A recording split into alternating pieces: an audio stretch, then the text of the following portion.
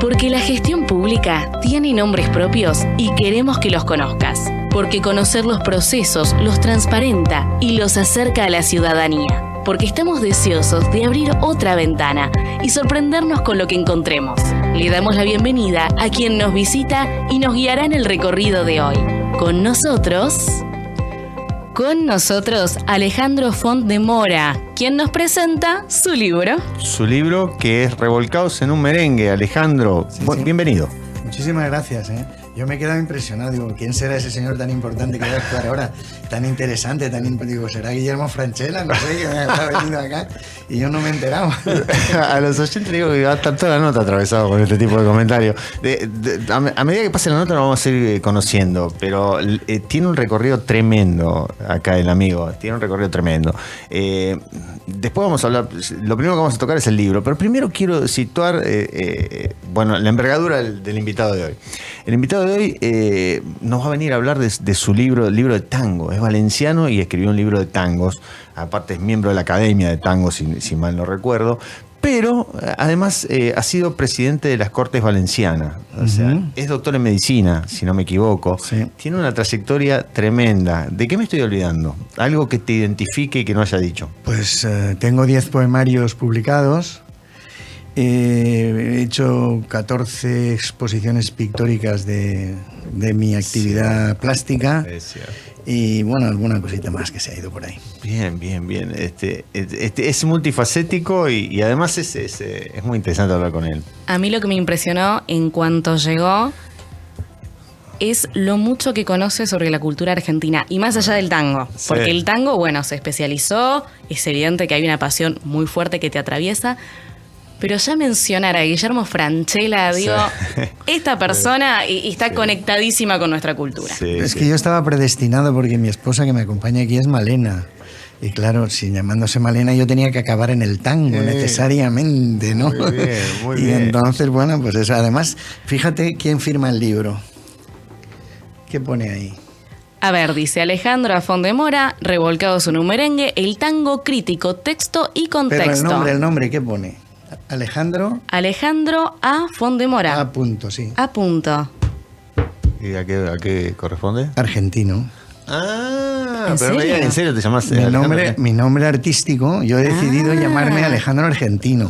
Ya que no he podido ser argentino como calificativo, Claro. por lo menos me lo pongo como sustantivo, ¿no? ¿Verdad? Y así pues tenemos muchos argentinos famosos. Está perfecto. Argentino Ledesma, Argentino Galván, Sí. Julio Argentino Roca, aunque ahora no esté tan de moda. No, ahora no está de moda, es cierto. Pero vos mirá, eso es un pedazo de Argentina. Te preguntaba cuántas veces había venido a Argentina y me dijiste 3. Sí, solo tres.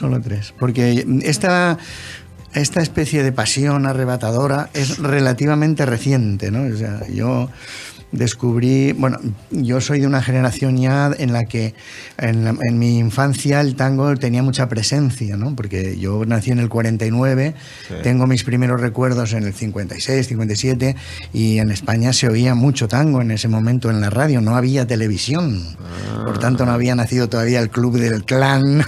Cierto. Muy bien. Sí. Y nosotros oíamos mucha radio y escuchábamos mucho, se escuchaba mucho a Gardel y se escuchaba mucho a Carlitos Acuña, que llevó a España casi todo el repertorio gardeliano, residió allí muchos años y tal, pero eso a mí se me había pasado como se me había pasado la copla española y otras cosas, estaba en mi subconsciente, pero de repente yo descubrí por casualidad las letras de Lepera. Pero primero sitúame, ¿vos tenías qué edad cuando pasaba todo esto? Porque vos sos del año... Yo soy del año 49, soy de la primera mitad del siglo pasado. Bien. Ojo a eso, ¿eh? 49. No, está Me bien. contemplan más de 3/4 de siglo. No, pero sos joven, además tenés una imagen muy joven y una forma muy jovial de hablar. Pero vos tenías entonces, andabas en los 10 años, 12 años. 8, 7, ¿Quién 8. escuchaba el tango, tu papá? Escuchaban el tango en casa en general. Bien. Ponían la radio y en la radio hacían estos programas que decían, yo le dedico a mi abuelita o le dedico a mi novia. Como si haciendo ahora. Y le dedico a Volver. Y allí aparecía don Carlos Gardel cantando Volver, etcétera. Y este tipo de cosas. Y eso alternaba con la copla española, que sabéis que ha habido etapas en las que se han entreverado, entreverado aquí en Argentina es pelearse, no, se han mezclado, se han relacionado mucho. Por ejemplo, doña Concepción Piquer, en España llamada Conchita Piquer, aquí Concepción Piquer, claro, obviamente. Entonces, pues ella alternaba la copla con cantaba tango también, ¿no? Y entonces eso fue pasando porque, claro, luego llegó la época pop. Primero el jazz, que ya influyó relativamente, compitió un poco, pero luego llegó el rock. Y luego del rock el pop. Y arrasó. Y entonces, claro, con el rock y el pop ingresaron también los intereses de las multinacionales discográficas norteamericanas que hacían lo suyo para tener su propio mercado. Okay. Y entonces el tango se contrajo ahí, pero no murió. Así como, por ejemplo, la copla española prácticamente está desaparecida, el tango nunca ha muerto. Entonces, lo que pasa es que sí que se contrajo, ¿no? Y me pasa lo que me ha pasado con alguien de aquí cercano, que sí, a mí el tango, mi papá se interesaba por el tango. Bueno, pues ahora parece, a partir de los 90, con el nuevo tango y a partir de los 2000 con el tango bizarro, que la juventud vuelve, algún sector de la juventud vuelve a interesarse porque ese tango vuelve a conectar o a querer hacerlo con reivindicaciones de la gente, y vuelve incluso a utilizar más el lunfardo de lo que se ha utilizado un poco antes, ¿no? Y bueno, pues eso, ese maridaje siempre existe. Y ahora hay tango fusión con el flamenco, hay tango fusión con el fado. Y ahí te quiero preguntar, porque tengo miedo después de olvidarme eso. ¿Qué opinas del tango fusión? ¿Te gusta, no te gusta? Porque después me vas a decir el tango que más te guste. Yo ya te lo escuché, pero quiero que se lo digas a la gente. Como todo, es decir, lo que está bien, lo que está regular y lo que está mal. Entonces bien. A mí me gusta el tango fusión que está bien. Bien. Claro, también hay fusión con el rock, evidentemente. Hay, no sé, Melingo viene del rock y luego ha hecho tango. El propio Tape Rubin, que antes comentaba, pues también ha tenido sus digamos, flirteos con otros tipos de música, pero como él mismo dice, yo escribo en tango, aunque escriba rock, escribo en tango. No sé si eso explica muy bien lo que hay. Es decir, hay un espíritu básico sobre el cual se sobreimponen después otras formas. Bien. No, es que es verdad que el tango tiene una identidad que va más allá, creo yo, de la musicalidad. Propiamente vos dijiste el lunfardo, la manera de hablar, la manera de escribir, la manera de vestirse. El tanguero tiene una estructura física y mental, por así decirlo. Y bien que mencionabas los distintos tipos de tango, en el último tiempo también se popularizó mucho el electrotango. El electrotango, sí. Que me parece una maravilla. Sí. Bueno, Piazzolla fue uno de los primeros que introdujo. Siempre ha habido innovaciones, ¿no? Desde el que llamaban el pibe de la paternal, que era Osvaldo Fresedo, que empezó con vibráfonos, a utilizar vibráfonos, y eso en los años 30, hasta llegar al tango electrónico, que ya digo, Piazzolla llevaba una guitarra eléctrica con él, y luego esto ha ido progresando. ¿Piazzolla te gusta entonces? Piazzolla me gusta, el Piazzolla que me gusta, pero me gusta mucho Piazzolla. Claro. Está muy bien. Pero a pesar de que sabes que hay tangueros, digamos, el sector tradicionalista del tango, que lo ve con cierta reticencia. Una anécdota de ayer. Yo ayer estuve en una peña y una chica que iba a cantar de repente y dice, bueno, con perdón, ahora voy a cantar una de Piazzolla, ¿no? Nada menos que Los pájaros perdidos, que es una maravilla, ¿no? Está bien. Lo que pasa es que quedan en anecdotario que los tangueros, digamos, clásicos no se lo bancan a Piazzolla. No. Y yo soy capaz de pelearme por Piazzolla. Bueno. para mí es un grande de verdad. Nosotros tenemos la suerte, ya que han mencionado antes, yo soy académico, pero no de la Academia Argentina, ¿no? Ujú. Soy académico de la Academia Valenciana del Tango, Sí, sí. que la creamos hace un año aproximadamente, un poquito más de un año, ¿no? Casi un año, oficialmente creada hace un año.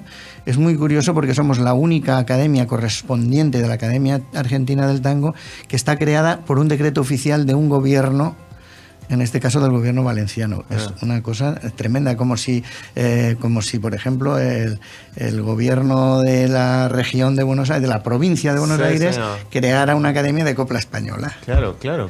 Entonces, fíjate, y entonces, bueno, ahí el que nos preside desde el punto de vista de la presidencia honoraria recae nada menos que en Daniel Vinelli, que es el bandoneonista, digamos, que lleva la herencia de Piazzolla más allá de Piazzolla. Es un compositor, bandoneonista, director, etcétera. Y es el presidente honorario de la Academia Valenciana del Tango, cuya presidencia recae en su esposa Poli Ferman, que es una pianista uruguaya. O sea que en esa academia tenemos yoruguas, Sí. tenemos argentinos y tenemos gallegos, o sea, valencianos. Bien. Gallego, sí.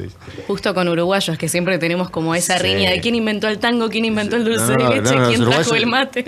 Ya nos pelean la nacionalidad Es una de Gardel. pelea, es una la pelea. nacionalidad de Gardel. Bueno, la Sí. nacionalidad de Gardel es una cosa que no se puede tocar, ¿eh? No se puede tocar, sin No lugar se a puede dudas. tocar sin ninguna duda, pero sí es una cosa muy curiosa porque, por ejemplo, como yo me he puesto de nombre artístico Alejandro Argentino, entonces yo hago actuaciones porque también canto, eso se me ha olvidado decirlo, mal, pero canto. Entonces voy formando pareja, porque claro, ya a cierta edad te cansas la voz al cabo de 7 u 8, ¿no? Te tienes que llevar un complemento y el complemento en este caso es un uruguayo. Y me decía, pero ¿cómo te has ido a poner Alejandro Argentino?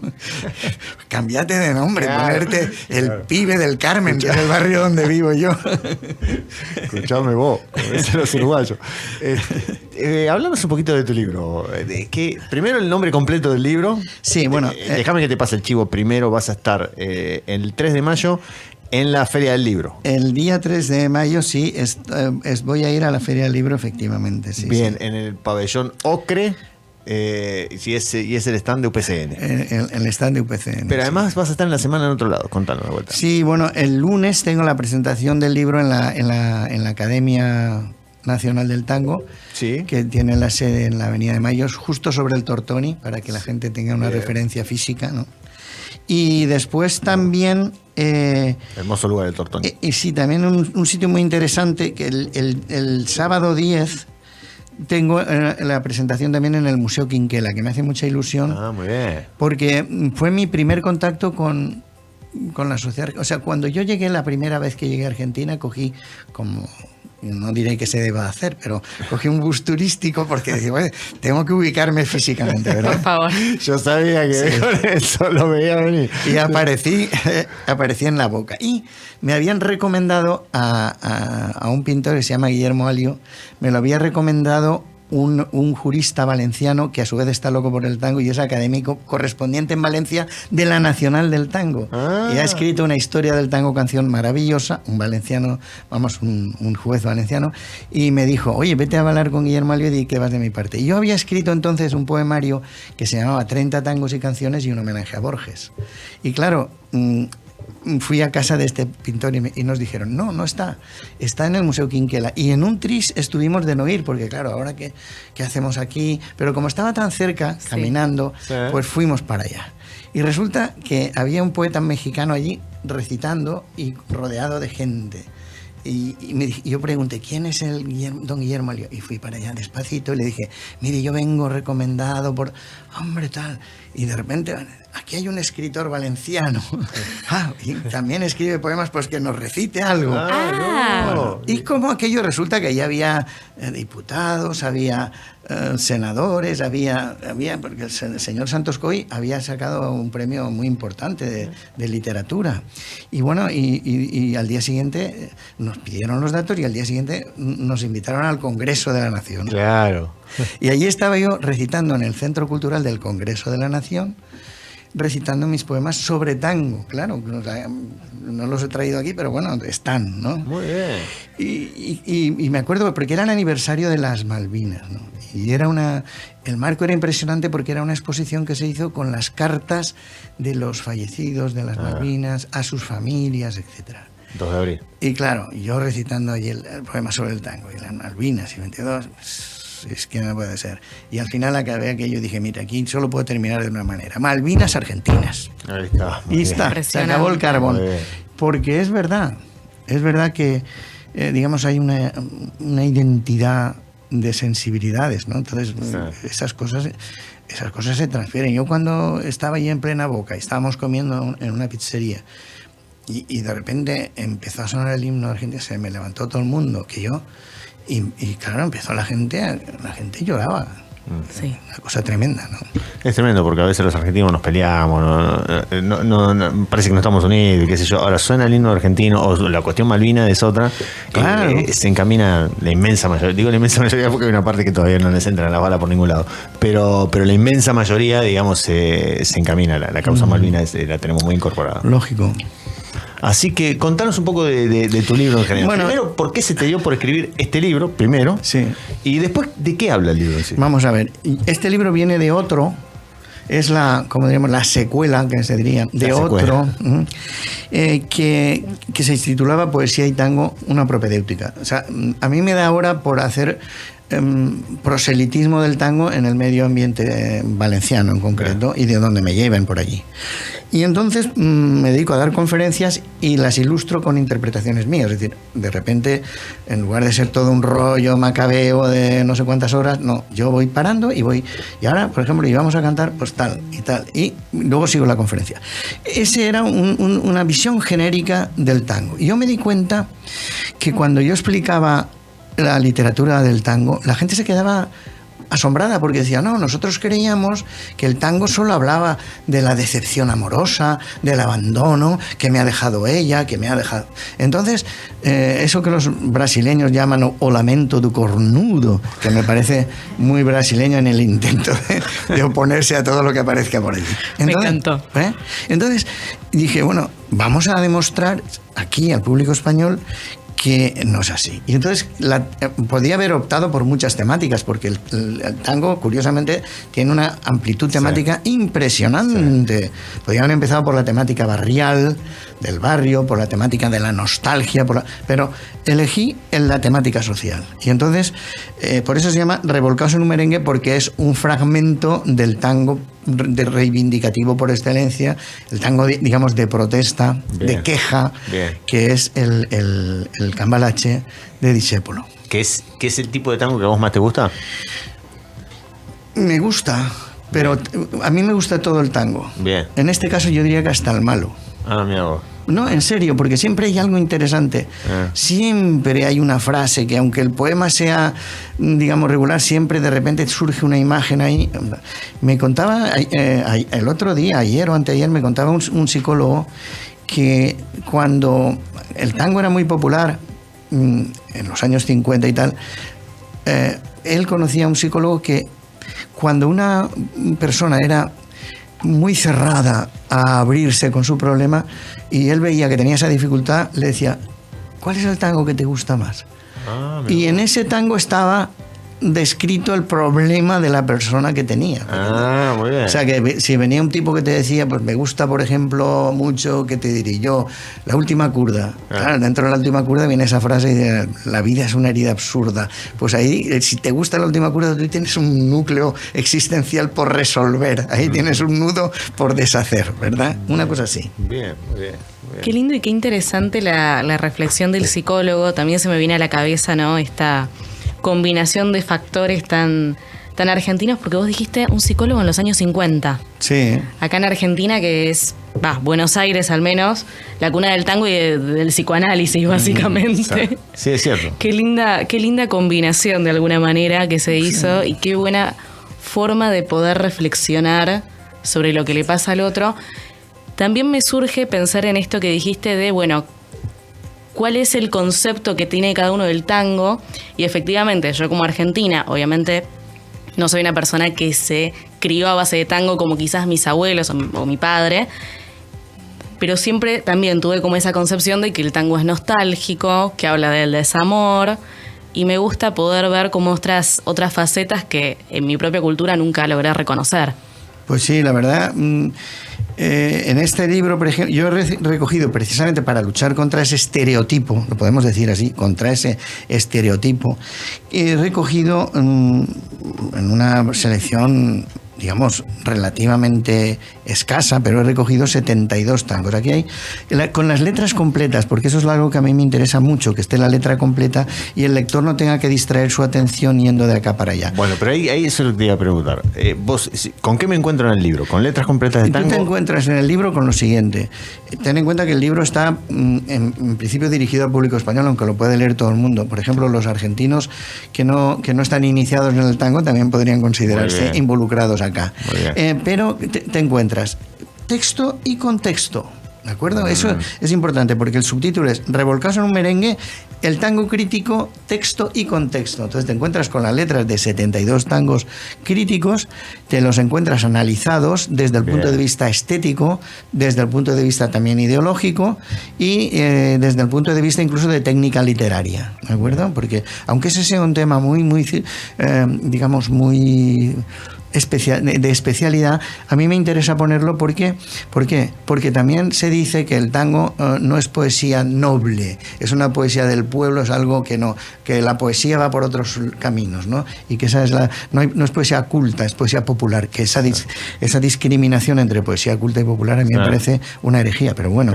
Entonces, bueno, ahí están las letras, está todo ese comentario. Y como está explicado a los españoles y es tango crítico, necesariamente tiene que venir precedida por unos resúmenes de la historia de Argentina. Porque si tú no sabes lo que pasaba en Argentina en los años 30, mal puedes tú interpretar los tangos como Cambalache, que se escribe en los años 30, etcétera, etcétera. Entonces, ese malestar que existía hace que en los años 30, así como la época dorada del tango en general es en los años 40 y 50, es la época dorada del tango, para el tango crítico la época dorada es los años 30, ¿verdad? ¿Por qué? Pues porque ahí es donde había un malestar desde la crisis económica del 29, etcétera. Lo mismo que el nuevo tango, el tango bizarro, ¿de dónde nace? ¿Dónde encuentra su territorio para expandirse? Pues se encuentra en el estallido del 2001. A partir del estallido del 2001, ahí empieza que el famoso corralito. Bien, definime bien qué es para vos el tango bizarro. El tango bizarro es el tango más reciente. Es el tango que hace investigación en la letrística, plantea temas que no se planteaban. El Yuta Lorenzo que se suicida porque tiene una relación con un travesti y rompe con él, y entonces eso es un tango muy bizarro, ¿no? ¿Verdad? ¿Vale? He puesto un ejemplo extremo, pero bueno, así. Pues está muy bien. Vale, y la música también hacen experimentaciones musicales, pues hay que oír a los últimos tangueros para ver que incluso hacen esta experiencia del tango electrónico y otras que, digamos, hay una autora que dice, o el tango encuentra unas nuevas temáticas o el tango muere. Y efectivamente, en eso están los autores. Claro. Ahora yo te pregunto, Alejandro, vos que venís de otra cultura, y digo otra cultura entre comillas porque sabemos que la cultura argentina se nutrió muchísimo de la cultura española, de la cultura italiana y demás. ¿Encontrás algún paralelismo, alguna referencia en el tango argentino con tu vida en España, en Valencia? No, pero si es que vamos a ver, el tango es de un valor universal. O sea, el tango es, vamos a ver, aquí, claro, el privilegio de Argentina y Uruguay es haberle dado origen. Pero tanto éxito han tenido que además de ser uruguayo y argentino, ahora es internacional. Claro. Porque no lo digo yo, lo dice la UNESCO, que desde el año 2009 el tango es patrimonio cultural inmaterial de la humanidad, por tanto es mío. También es mío. Entonces yo no puedo reclamar la paternidad del tango, pero sí puedo reclamar su disfrute, su comprensión, su capacidad de integrarlo en mi sensibilidad. ¿Me entiendes? ¿No? Yo no sé si me explico bien, pero muchas veces es que, sobre todo en Valencia, también sucede alguna persona que ha emigrado a Europa, pues discute que algún europeo penetre en el tango en profundidad, porque dicen, oye, estás haciendo esto que ahora se llama un fenómeno de apropiación cultural. A un autor francés, amigo mío, que escribió 2 libros sobre tango, que el hombre traducía los tangos al francés, pero con la particularidad de que las sílabas tónicas, donde van las notas dominantes, estaban también, de modo que podías cantar el tango en francés perfectamente. Pues le llegaron a decir que hacía colonialismo cultural. Entonces, claro, este tipo de cosas, yo creo que la mayoría de argentinos y uruguayos lo entienden perfectamente, que no es así, pero bueno, alguno hay. Y a veces, alguno hemos tenido algún pequeño rifirrafe sin importancia sobre este tipo de cosas. Bueno, no, pero el día que escuchás, digo, yo te escuchaba, pero el día que escuchás a un japonés cantando tango, claro, y que después que termina de cantar el tango no habla una palabra en castellano, sí. Vos decís, bueno, acá hay un fenómeno importante. Bueno, ¿no? Pero eso es como el que canta tango lunfardo y no entiende nada. Claro. También los he conocido. Sí. Bueno, lo de rajes los tamangos buscando ese mango que te haga morfar, yo lo he oído cantar a mucha gente y le digo, a ver, dime qué has dicho tú ahí. ¿Qué has cantado? Dice, no, yo ese tango lo conozco desde hace 20 años. Digo, pues llevas 20 años sin interesarte por lo que estás diciendo. Claro. Y entonces por eso también lleva el libro un anexo de lunfardo, para que no tenga el lector que distraer mucho la atención, ¿verdad? Sino que tiene el texto, puede buscar en YouTube la música, porque eso es fácil, y luego si alguna palabra se le encalla, justamente se me ha olvidado poner una, porque era tan obvia, que, fíjate, no he puesto la interpretación auténtica argentina de merengue. De merengue. Porque sí. Claro, revolcados en un merengue, ahora eso lo tendré que explicar cada vez que vaya, porque revolcados en un merengue para un español es estar revolcados en un pastel a base de clara de huevo y azúcar. Una pavlova. Eso es un merengue, ¿verdad? Claro. Pero el merengue es el lío, el follón, sí, claro. el conflicto. Entonces, el follón, es cierto. Eso es. El follón. El quilombo. El quilombo. Yo te escuchaba eso, y la última vez que te había escuchado hablar es eso. Repetiste una frase, todo el lunfardo, porque está la creencia de que el lunfardo es fácil de entender. No es fácil de entender. No es fácil de entender. No, incluso para los argentinos, sobre todo para el porteño, que es el que se crió con el lunfardo, con este lenguaje rioplatense. Y no, mismo yo, hay momentos en los que, de hecho, Alejandro, vos hablabas y me hacías acordar a mi papá, que cada vez que escuchamos un tango lo va frenando y me va explicando, me va diciendo, acá dice, y lo dice con una emoción. Sí, hay esa tendencia que yo también la tengo a explicar cada vez, y eso hace muy premiosa el disfrute, que se puede disfrutar. Tú puedes disfrutar del tango lunfardo como de una canción rusa y no entiendes nada.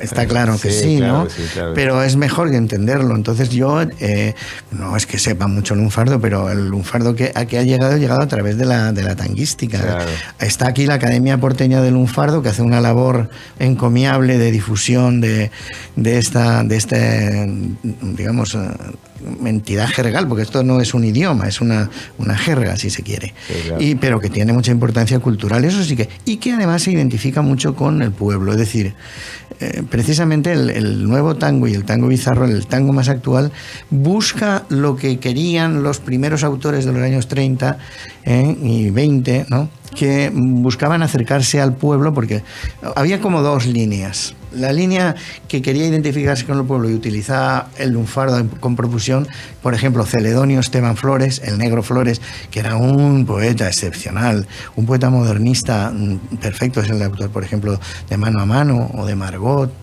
Desde lejos se te juna, pelandruna, bacanada, que naciste en la miseria de un convento de arrabal, o Mano a Mano también, que es el primer tango que yo me aprendí, que esas casualidades de la vida, pues ese también tiene mucho lunfardo, ¿no? Rechiflado en mi tristeza, te evoco y veo que has sido en mi pobre vida parias una mujer. Tu presencia de bacana puso calor en mi nido. Ya llegas a bacana y ya empiezas a tambalearte, pero sigues, tú tienes que seguir. Y luego, si acaso, ya lo buscas, ¿no? Entonces, y luego había también una escuela, fíjate, que era cultista. Era, por ejemplo, el padre de Cáturo Castillo, José González Castillo, que también era letrista de tango, o Francisco García Jiménez, al que obviamente le llamaban el gallego, García Jiménez. Sí. Entonces, estos eran unos compositores que trataban de marginar un poquito el lunfardo para ennoblecer, entre comillas, en lo que ellos pensaban que era el tango. Y luego, actualmente, bueno, luego pasó. Gardel empezó con el tango, digamos, más lunfardo, pero luego llegó Lepera con mucha visión, Alfredo Lepera, y le depuró de lunfardismos, y entonces se pudo hacer más internacional porque fue más accesible al público hispanohablante de por doquier, ¿no? Eso fue, pero ahora en el tango contemporáneo van intentando recuperar el lunfardo, que nunca se ha perdido, de hecho sea de paso, están intentando apoyarse en eso, en un intento de volver a las raíces populares del tango. Hay un tango por aquí que mira, que es muy reciente. El guitarrista de mi peña, en Valencia, que tenemos una peña que se llama Volver, pues fundó con otros amigos un grupo que se llamaba Gurda Arrabalera, o sea, calidad arrabalera, y entonces tiene un tango, a ver si lo encuentro por aquí, porque se llama Tango Burgués, fíjate. Ok. Y entonces fíjate la letra. Se parece a los tangos de 1901, 2, Guerra a la burguesía y todo esto. Fíjate, tango burgués tan miserable, ¿qué es lo que has hecho con tu altivez? Que a esos conventos que te parieron como un notario hoy desconoces. Te pintó un vuelto de la gringada, te desconozco. Hoy te vendés pa' cierta crema acomodada y por el río va, ni apareces. Tango, my God, qué resbalón. Eso que veo yo sé que no muestra la esencia ni la grandeza que conmovieron al que escuchó. Mientras pateabas por los suburbios y en antros fieros, supiste ser con pata ancha dueño del cuore de ranas, tauras y reos bien. Tango rufián con alma turra, te etiquetaron corte francés y se olvidaron que no hay fortuna que cambie cuna puesta al nacer. Este es un pedazo de letra Me gustó. de tango reivindicativo, Tremendo. Además metatango crítico, es decir, es un tango que habla del tango. Eso es lo que yo le llamo el metatango, igual que la metapoesía es la poesía que habla sobre la poesía. Claro. Y la letra es de Luis Mariano Ávila y la música de Lucas Pomar. Y bueno, yo no lo conocía. Bueno, no lo conoces porque son gente. Esa es otra virtud, otra pequeña virtud de este libro, y es que, como está escrito desde una óptica muy concreta, no me importa que sean junto a los compositores más eminentes, hay estos otros, pero que si te fijas cumplen con el propósito del libro, es decir, mostrar el aspecto crítico de determinadas posiciones actuales, ¿verdad? Y esto es del año 2016. Es súper reciente. Es muy reciente. Sí, claro que sí.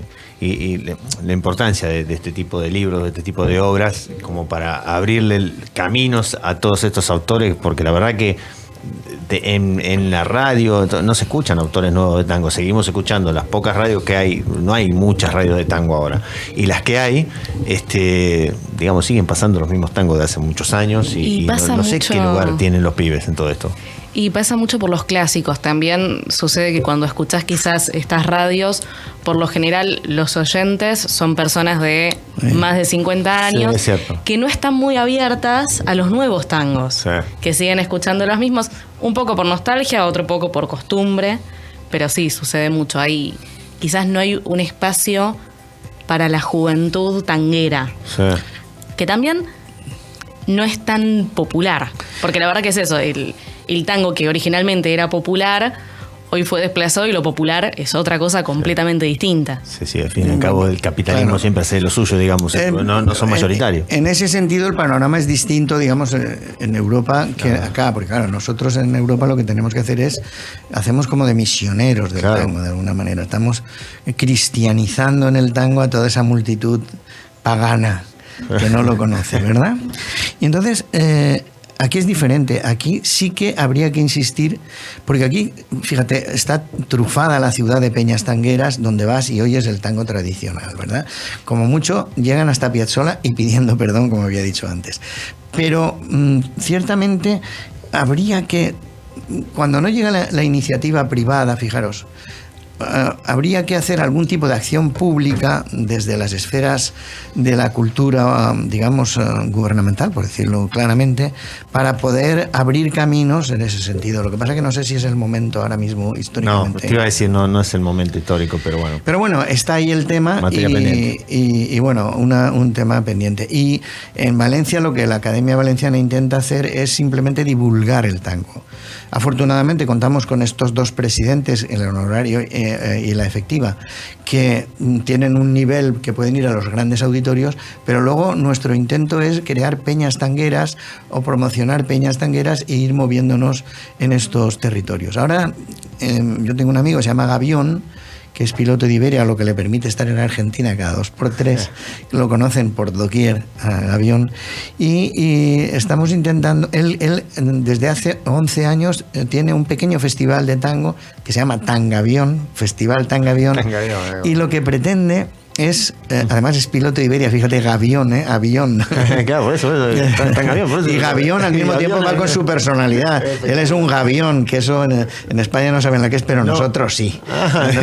Entonces, bueno, pues él tiene ese Tangavión y ahora estamos intentando deslocalizarlo de Valencia, es decir, que haya una edición con presencia en Valencia capital, pero también en la provincia de Alicante y en la provincia de Castellón, que son los que conforman la Comunidad Valenciana. Es que aquí provincia es la máxima categoría, digamos, claro. Y allí es la comunidad autónoma, y la comunidad autónoma se divide en provincias que son de inferior rango, ¿vale? Es un poquito al revés, pero bueno, se entiende, ¿no? Sí, lo entiendo.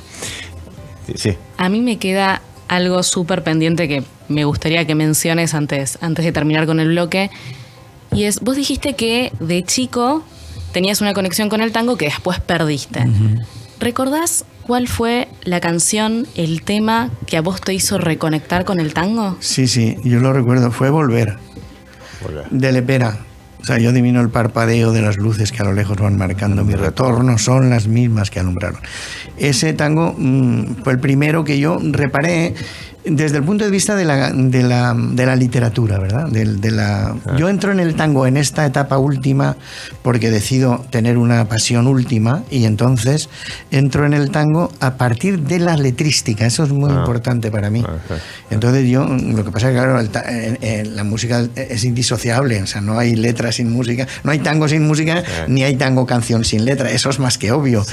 Pero la entrada fue a través de eso, y el autor inicial, claro, después de Lepera empecé a fijarme, claro, y empecé a descubrir los filares, he dicho antes, el Celedonio Flores, García Jiménez, pero es que luego está toda la generación de los nacidos en torno a 1900, donde pues está desde Cadícamo, Discépolo, Homero Manzi, Catulo Castillo, un poquito más tarde ya Openo Espósito, etcétera, etcétera, y luego ya en los 80 pues hay un montón, e incluso ya empieza la mujer, bueno, empieza no, porque también había habido mujeres precursoras, pero hay mujeres como esta Eladia Blázquez, que es descendiente también de andaluces, ¿no?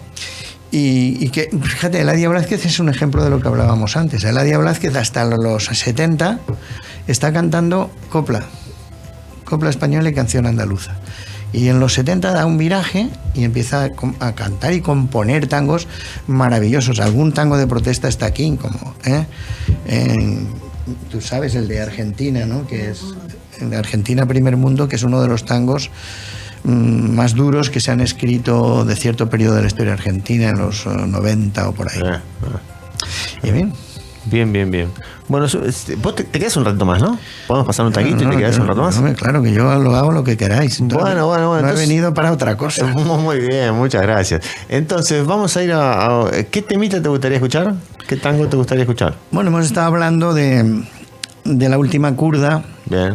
Que es yo le llamo a la última curda la conjunción planetaria. O sea, eso lo dijo un día una ministra y se le echaron encima porque había ido un presidente español a hablar con Obama, y aquello era la conjunción planetaria. Pero lo que yo voy a decir sí que es una conjunción planetaria, porque ahí está la letra de Cátulo Castillo, la música de Pichuco, y la interpretación de Roberto Goyeneche. Entonces eso es insuperable. Muy bien, entonces lo pedís, lo tenés. La última curda, Operece, por favor. Bueno, seguimos acá con una charla apasionante con el invitado de lujo que tenemos. Y ahora te voy a llevar un poquito, yo sé que te gusta más la parte del tango que esto, pero yo necesito llevarte un poquitito por esto, por tu función. Vos fuiste presidente de las Cortes Valencianas. Sí. Contame un poco eso. 2014, hasta 2015 por lo menos fue tu periodo. Sí, fue un periodo corto. Bueno, era un momento convulso en la historia política valenciana. Había una serie de líos, de quilombos. Y entonces dimitió el presidente que había sido elegido al comienzo de la legislatura y a mí me tocó finalizarla, elegido, obviamente.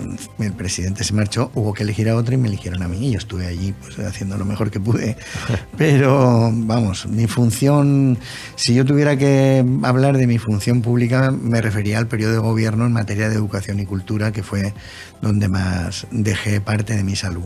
Perfecto, pero tenés una vida activa del 89, creo, ¿no? ¿En política o no?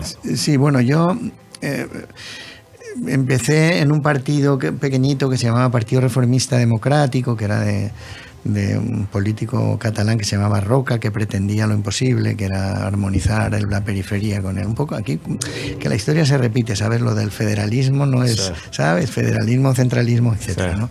Bueno, después pasé a Centro Democrático y Social, que fue el segundo partido que fundó Adolfo Suárez, el presidente primer presidente de la democracia española. Sí, señor. Y bueno, el Alfonsín de acá, por decirlo de alguna manera. Hay un aeropuerto, ¿no? El aeropuerto de Adolfo Suárez. Y bueno, pues luego ya eso colapsó, el centro colapsó como organización política, no había partidos centristas y el Partido Popular decidió dar un viraje hacia el centro, un viraje en el intento de captar a personas que hubiéramos tenido esa tendencia. Yo soy de tendencia centrista, ¿no? Uh-huh. O sea, solo soy extremista en la elección de tangos. Pero por lo demás soy bastante moderado. Pero bueno, y entonces, bueno, pues ingresé en el Partido Popular y me presenté a unas elecciones. Estamos hablando siempre a nivel regional, ¿no? Lo que aquí sería a nivel provincial, por decirlo de alguna manera. Sí. Y bueno, fui diputado en las Cortes Valencianas y estuve durante 6 legislaturas. Estuve 24 años, es decir, media vida allá, y desempeñé pues varios cargos. Como te digo, en el 2003 me nombraron consejero que es el equivalente al ministro provincial, ¿no? De Educación, Cultura y Deportes, primero de Presidencia, no había vicepresidentes, y yo era el consejero de Presidencia, después consejero de Educación, Cultura y Deporte, y luego de Educación. Y así estuve hasta que pasé ya a la vicepresidencia de las Cortes, a la presidencia, y luego ya con 70 años ya pensé que había bastante y ya me retiré y me he dedicado en exclusiva a esto y no quiero saber nada de nada. Pero claro, te estoy hablando aquí porque estoy en Argentina. Si estuviera en una emisora española hubiera dicho que mejor hablamos de fútbol. Bien. Lo único que pues yo sabía que no querías hablar del tema, pero tenía que preguntártelo. Bueno. Pero te lo cierro con una cosita sola. ¿Qué sensación como para hacer el paralelismo con Argentina, ¿no? Porque si yo le pregunto esto a un argentino, muchas veces te voy a preguntar a vos. ¿Qué sensación tuviste cuando dejaste la función pública? Si te quedaste satisfecho de haber podido cambiar algo o te ganó la inercia. Yo sí. Bien, eso está buenísimo. Mira, por ejemplo, cuando yo ingresé en la Consejería de Educación, los movimientos nacionalistas valencianos tenían clavado en la frente de la gente un lema, que era, te lo voy a decir en valenciano: Escola pública de qualitat y en valencià. Escuela pública de calidad y en valenciano. En valenciano, bien. Y yo logré darle la vuelta a eso y al final, cuando yo me marchaba, lo que se gritaba era escuela pública de calidad y plurilingüe. Ah, muy bien. Entonces eso yo creo que fue una aportación, yo creo, por lo menos desde el punto de las pocas veces que se le ha podido ganar el discurso a determinados movimientos, ¿no? Desde el centro, que el centro suele ganar poco los discursos, ¿sabes? Y bueno, esa fue una cosa. Y luego hicimos una enorme inversión en esos años, porque también se podía, porque hay veces que no se puede, pero una enorme inversión en construcción de escuela pública. Ah, muy bien. Un partido de centro derecha que en teoría dicen que no. Sí. Bueno, pues yo tengo fotografiados los 400 centros, fotografiados, porque mandé a un fotógrafo, le digo, me haces, porque como esto no se lo va a creer nadie, me haces una foto de las escuelas, institutos, etcétera, que hemos hecho. Y tengo un libro accesible por la red que se llama Balance de 2 legislaturas, donde están fotografiadas todas las 400 obras. Es verdad que no todas eran nuevas, en el sentido de que colegios nuevos que no existieran, sino que había colegios que se estaban literalmente cayendo, entonces se derribaba, se reponía con una obra nueva. Yo eso lo considero un colegio nuevo, porque la inversión es como para un colegio nuevo.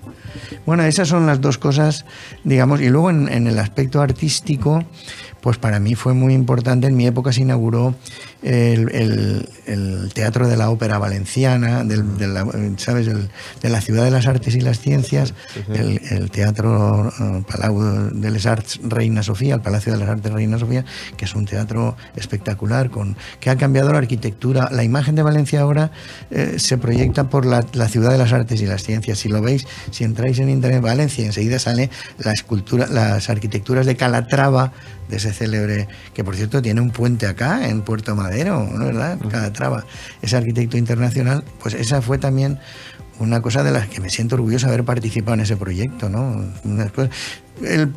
Del gobernar en una situación de cierta holgura económica, siempre digo cierta, porque siempre hay un ministro, un consejero de Hacienda, un ministro de Hacienda que está ahí para decirte que solo es cierta holgura económica.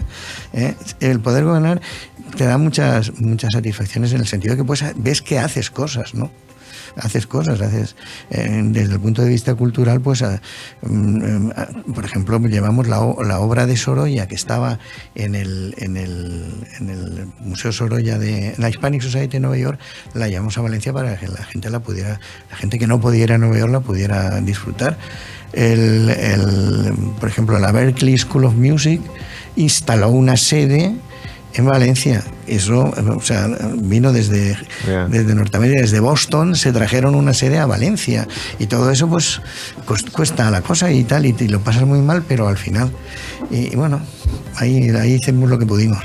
Bien. A mí me gustaría saber, con todos estos conocimientos que vos tenés, es qué apreciación tenés al respecto en Buenos Aires específicamente, que es lo que vos conocés, y qué cosas crees que se podrían hacer para mejorar la accesibilidad a la cultura en esta ciudad. No lo voy a contestar. Está perfecto. No, porque verás, esto es política. Esa pregunta tiene un matiz político y yo no quiero. Yo tengo, afortunadamente tengo amigos argentinos que van por todas las letras del alfabeto, hasta la K y más allá. Entonces no quiero contestar porque igual, ¿no? ¿Por qué voy a contestar? Que canten un tango. Está perfecto. Bien, está muy bien. Contame, ¿sos futbolero? Sí, yo soy de. Bueno, cuando yo digo soy de Valencia, soy valenciano, pero mi lugar natal y nuestro lugar de conocimiento personal fue Villarreal. Y el Villarreal es en la cuna de un fútbol del submarino amarillo. Y bueno, pues lógicamente yo tenía, cuando el submarino amarillo iba por esos campos de Dios de tercera regional, segunda regional, y por ahí lo presidía un tío mío, Pascual Fondemora, y yo iba con el autobús a que nos tiraran piedras por esos pueblos.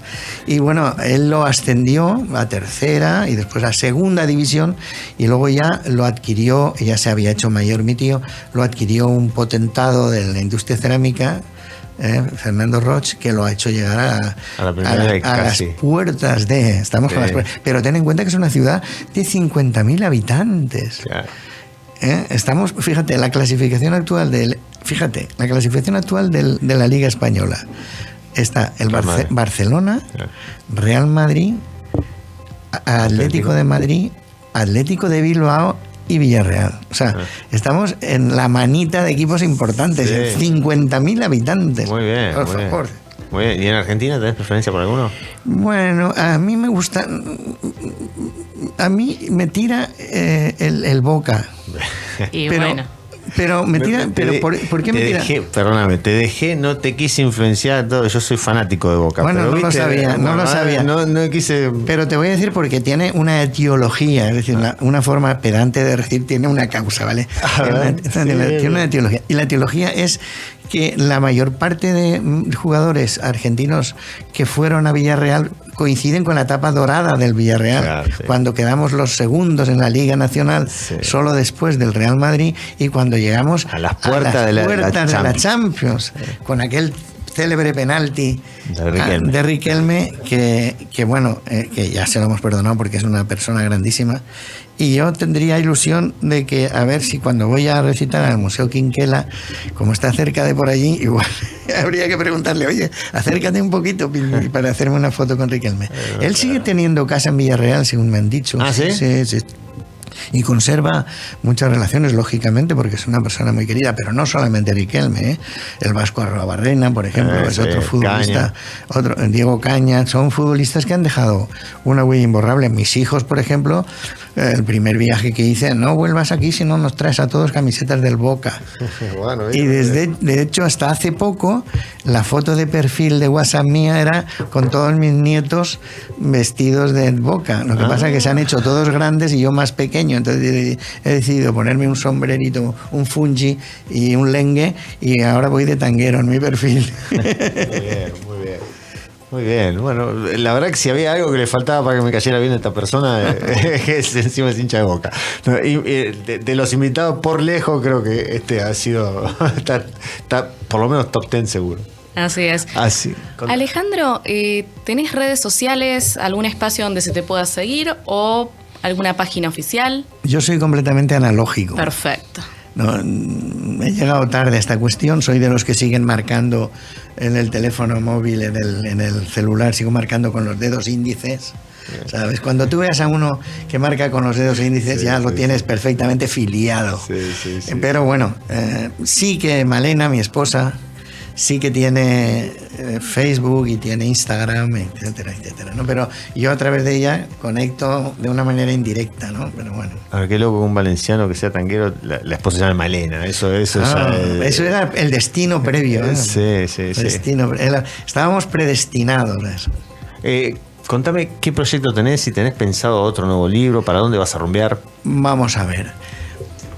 Voy a... Este libro, aunque parezca que no es muy extenso, tiene 200 y pico páginas, pero me ha costado... Perdón, agradezco porque lo cuento a la audiencia, me lo acaba de regalar, con lo cual agradezco, lo voy a atesorar y lo voy a empezar a leer. Y mirá lo que te digo, voy a dejar de leer a Pérez Reverte para leer tu libro. Viajé con él el otro día en el avión para acá y Malena decía, salúdalo, porque una vez Pérez Reverte escribió un artículo, yo era entonces presidente de las Cortes Valencianas y acababa de publicar mi 8º poemario en una editorial madrileña, que además recibió unas críticas muy buenas. Luis María Ansón, no sé si lo conocéis, un periodista y escritor, pues me puso por las nubes en el diario El Mundo, en el suplemento del Cultural. Muy bien. Y entonces leí un artículo que me enfadó, de Pérez Reverte, porque decía, ningún político actual podría morir como Canalejas. Canalejas fue un presidente del Consejo de Ministros del siglo XIX que le pegaron un tiro mientras miraba el escaparate de una librería. Y el hombre decía, ningún político actual podrá morir como Canalejas. Yo le envié mi libro y le digo, no solo los miro, sino que los escribo. Y me contestó dándome la enhorabuena. Y entonces el otro día, al verlo en el avión, pensamos, pues no sé, a lo mejor ahora no coincidimos porque él iba en primera y yo iba en turista. O sea, soy un político raro. Bien.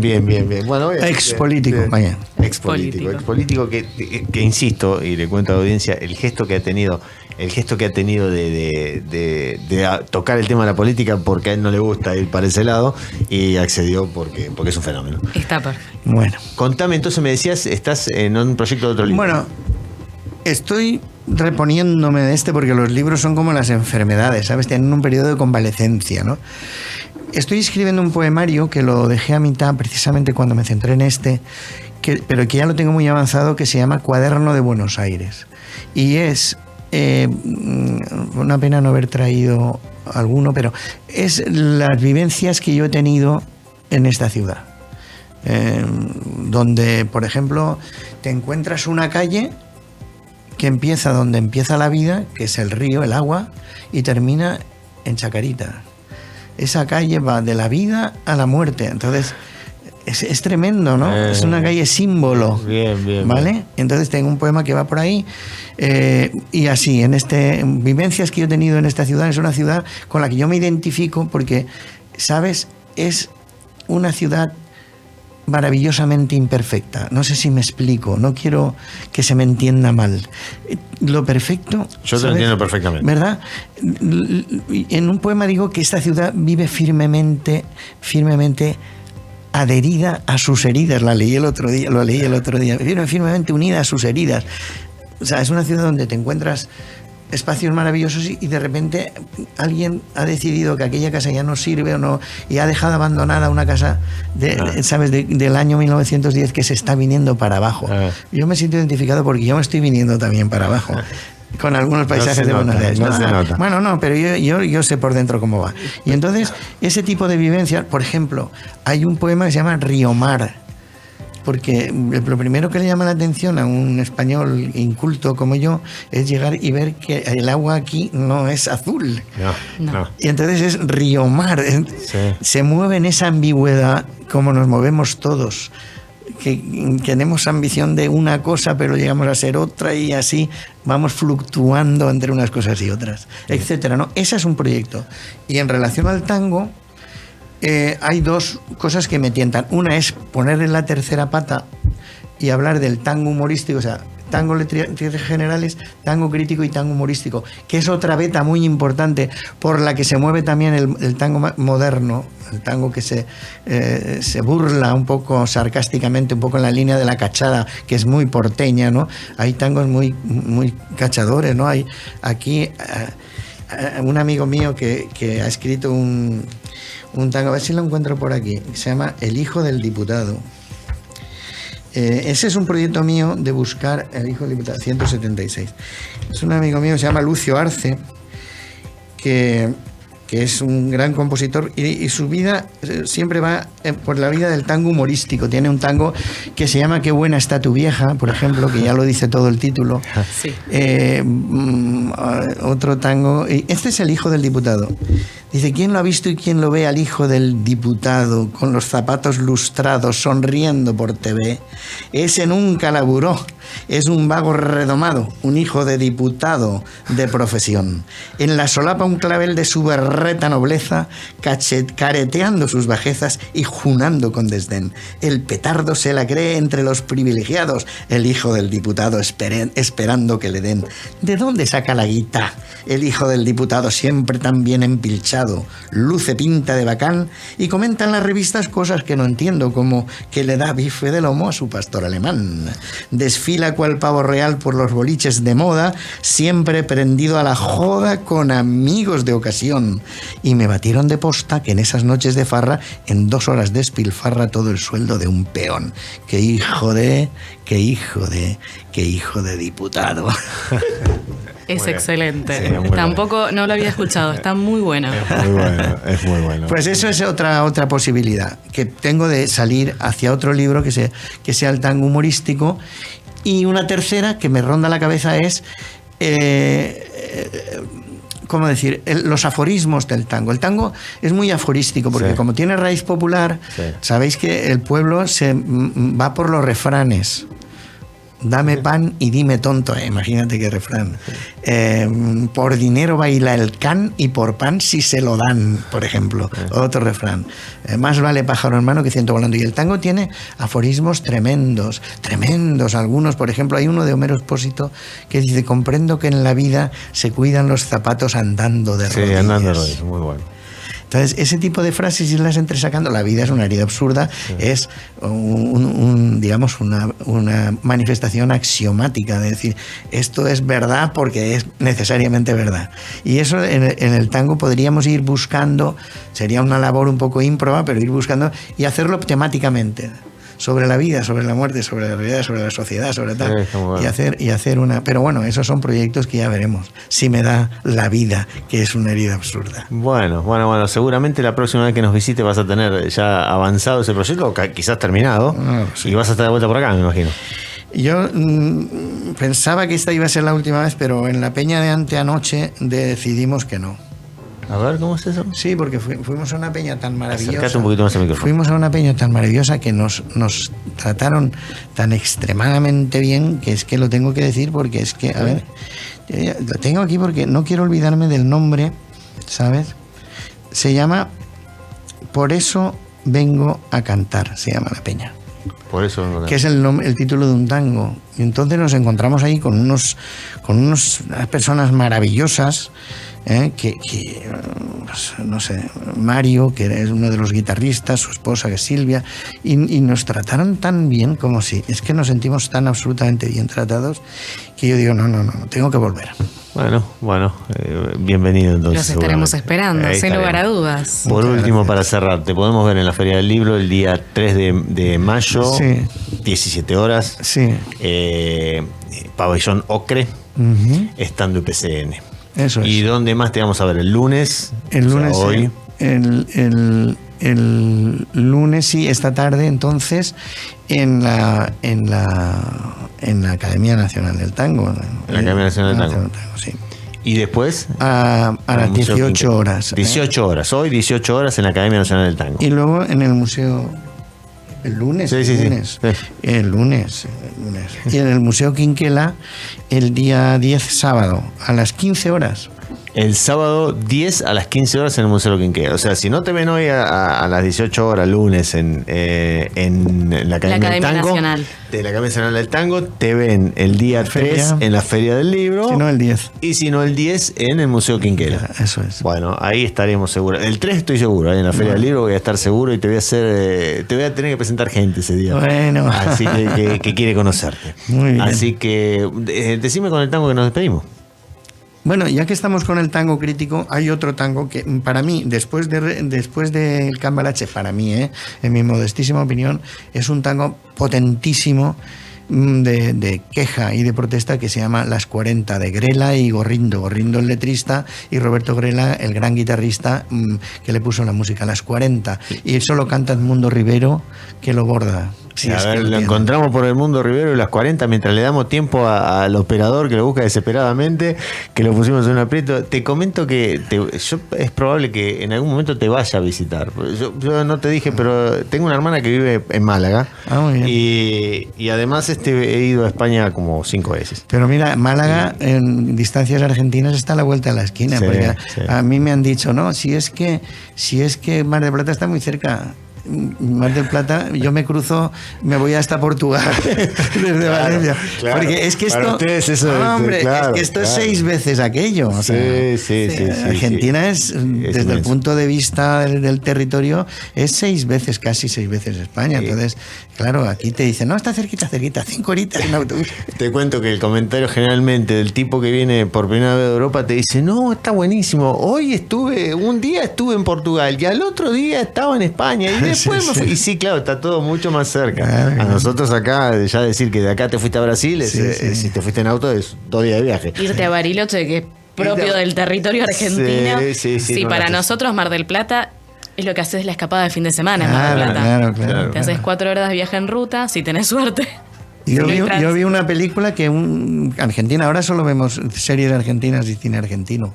Sí, y vi una película que era de un señor que tenía un matrimonio en Mar del Plata y otro matrimonio en Buenos Aires.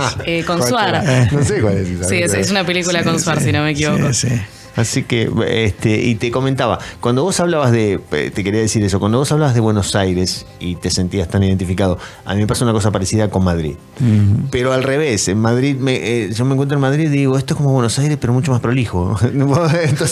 entonces, pero hay algo en Madrid que me... En Madrid sí, verás, yo también hice mi especialidad médica en primera, porque tengo a 2, la medicina interna, la especialidad la hice en Madrid, y una de las condiciones de Madrid es lo acogedora que es la gente, solo superada por la gente de Buenos Aires. ¿Te parece? En serio, ¿Sí? O sea, bueno, en España que una persona te invite a comer, ojo, a su casa. Eso, aquí el segundo día estar ahí con choripanes y con todo lo que hay. Es muy común. ¿Sabes? Ya digo, lo único que no puedo identificar es el mate. Por el sabor. Estaba dispuesto hasta a aceptar que se compartiera la bombilla.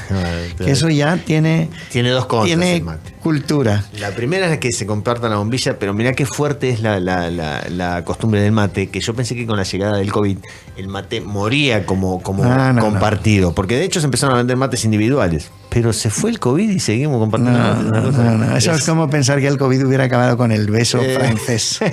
Sí, totalmente. Así que bueno, ¿lo tenemos? Bueno, nos despedimos entonces. Ha sido un gusto que estés por acá, te agradezco mucho que hayas estado acá. Muchas gracias. Nos vamos a ver el 3 en la Feria del Libro, seguro. Te agradezco, Malena, que no saliste al aire porque ella pidió no hablar. Dijo, yo no voy a hablar, pero Malena, un encanto de persona. Tenía que haber pedido Malena para despedirnos. Por ahí, voy a quedar más romántico. Pero claro, íbamos de tango crítico y me parece una injusticia que Gorrindo, el letrista, que es un considerado menor, no tenga en este momento una ventana para que la gente aprecie la profundidad de la letra. Bien, Bueno, el final ese que dice, me vieras pasar del brazo con quien no debo pasar.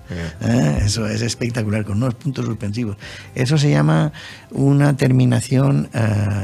un nombre raro de retórica que ahora no me acuerdo, pero bueno, da igual. Bien. Bueno, entonces ha sido un gusto tenerte. Pasó entonces Alejandro Fondemora por nuestro programa y nos dejó un montón de Argentino. cosas. Alejandro Argentino Fondemora, como dice él, su nombre artístico. Y nos dejó un montón de cosas. Muchas gracias. Escuchamos un tanguito y nos volvemos a ver.